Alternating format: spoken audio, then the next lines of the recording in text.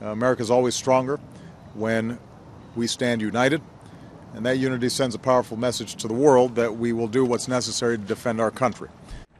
The United States is now receiving support from Arab countries to fight the violent terrorist group ISIS.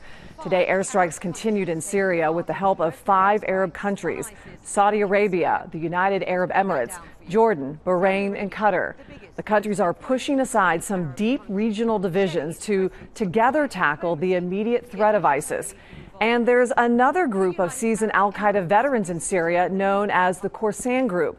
U.S. officials say they have been plotting as well to attack the U.S.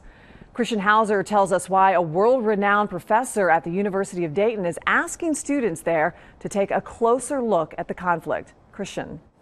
Well, Deborah, here is a quick rundown on ISIS. The CIA thinks there could be more than 30,000 fighters. 40% of those are thought to be from outside the Middle East and traveled there to train.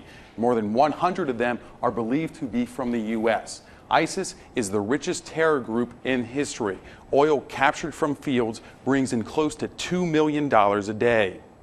We all know how brutal ISIS is. The group has beheaded 3 journalists so far and is murdering thousands across Iraq and Syria. It's the responsibility of the international community to protect innocent populations from the threat of genocide, and ISIS is committing genocide. But should the U.S. send ground troops to fight the terror group? Professor Ensalaco is the director of human rights research at UD.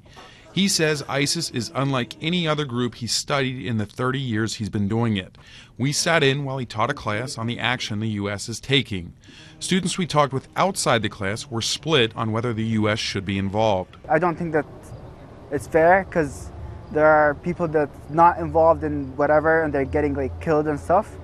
So I wouldn't be supporting any kind of attacking in any other country or ISIS. Others say they want to see the airstrikes continue, but no troops on the ground. People argue, well, we were already there before. If you're not going to go back, then the lives that we lost are in vain. And I don't believe that's true. I think if you're going to put more lives, you're just going to lose more lives. And I think we should just stay back and let the countries that are actually there in their region take control of that. Professor Ensalaco knows the U.S. could be in for another decade-long war. He wants his students and you to think about what else the U.S. and other countries should be doing. If we're acting on a responsibility to protect, then we really need to devote equal amount or more economic assistance or humanitarian assistance than military assistance. I mean, last night cost millions of dollars. Professor Ensalaco says that humanitarian aid is desperately needed, with 3 million refugees already trying to get away from the attacks. You can read much more about the professor and ISIS on our website, fox45now.com. Deborah, back to you.